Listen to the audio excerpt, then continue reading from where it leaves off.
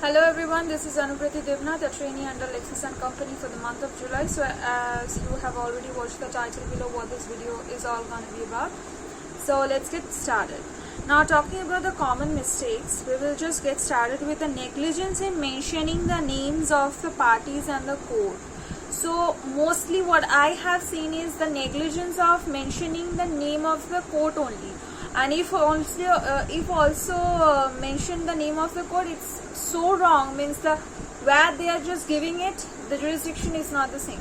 So basically that's what doesn't matches. And talking about the parties, yes, parties, means lawyers have got neglected by the parties itself.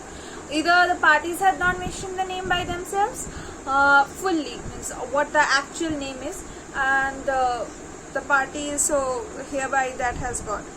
So point number 2, wrong usage of words, punctuations and faulty grammars. So in that case, I would like to prefer this. There are many apps in this Androids and even these smartphones or in your desktop itself. So use those apps for grammatical errors. If not, if you don't believe, then use that human error, human corrector, means apply or suggest someone or appoint someone who can correct your draftings if you are not confident about yourself, means allow someone else. Point number 3, not sustaining the facts with enough documents or proofs, means not giving enough documents or proofs. Some courts need less documents, some courts need high documents, means for a simple case they need 4 to 5 documents for annexures only. And for the documents itself, I have seen that people have either come up with all the documents in his life, in the party's life, or have nothing, come up with just the main document is missing. So basically you have to go through the annexures very minutely and think about what actually your case is and what documents you need exactly to fulfill your prayer. Now comes that using legalize instead of simple English. Now there are few terms that you have to get to know that these terms are not simple English, that are legal terms. So, or if you're not talking about legal terms, okay, now let me tell you, every law student will know that law doesn't, if the statement is even simple, the law doesn't interpret anything simply.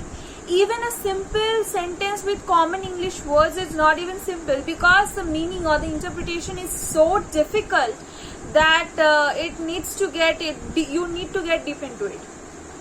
So it's even easy to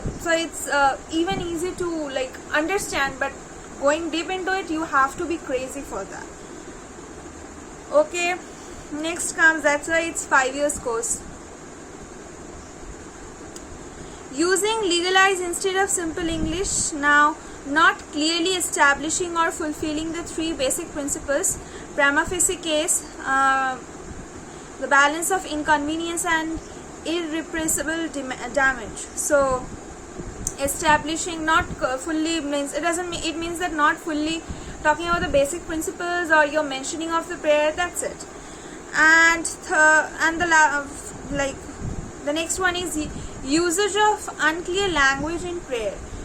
Okay, for this I will say try to keep it simple. Don't use these legal words or all these things. Try to keep it simple, that will work. But for writing the body of the application or any such drafting, use legal words, dear. Faulty drafting of the affidavit. Okay, faulty drafting means situations like it should be having been here, means something should be like talking about the my respectfully swear. This sentence should be on your this left side of the paper.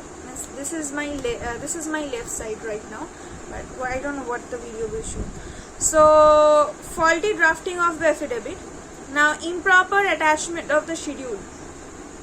Schedule is not correct in CPC. I'm talking about the schedule is not correct. Even the mentioning of the schedule numbers or any decimals of the plot numbers, That's are not correct too. So try to make it very simple as well as very like to the point. Make it to the point. That will work.